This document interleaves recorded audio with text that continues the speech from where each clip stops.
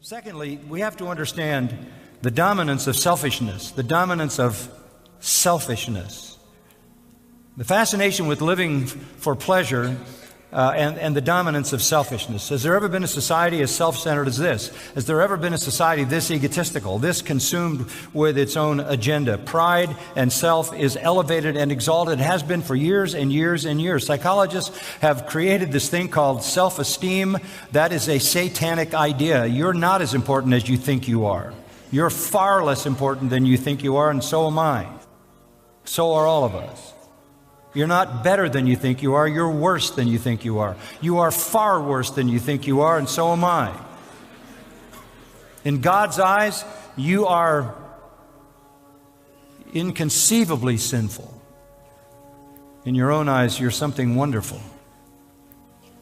Has there ever been such an egotistical culture?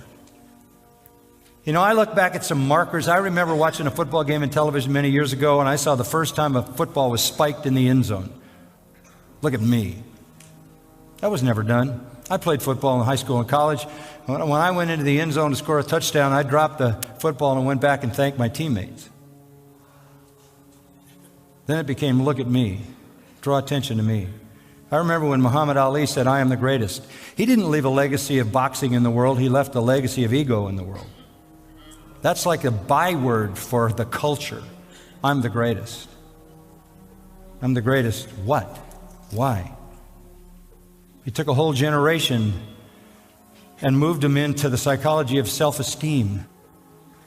God hates pride. He hates haughty eyes. It destroys love. It destroys relationships, all of them. What is the killer of all relationships? Pride. Pride kills all relationships.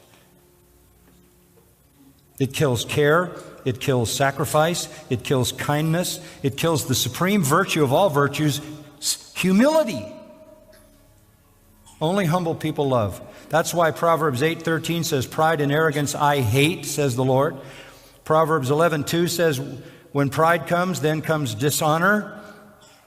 It does the opposite. You notice that? When pride comes, then comes dishonor. Pride doesn't honor you, it dishonors you. Proverbs 13:10 says, through pride comes strife, because it destroys relationships. Proverbs 16:18, pride goes before destruction. Proverbs 29:23, a man's pride shall bring him low. And then it says, honor belongs to the humble. James and Peter both said in the New Testament, God exalts the humble and abases the proud. Only humble people love. Only humble people build meaningful relationships. We have a total society consumed with people chasing their own personal exaltation and elevation.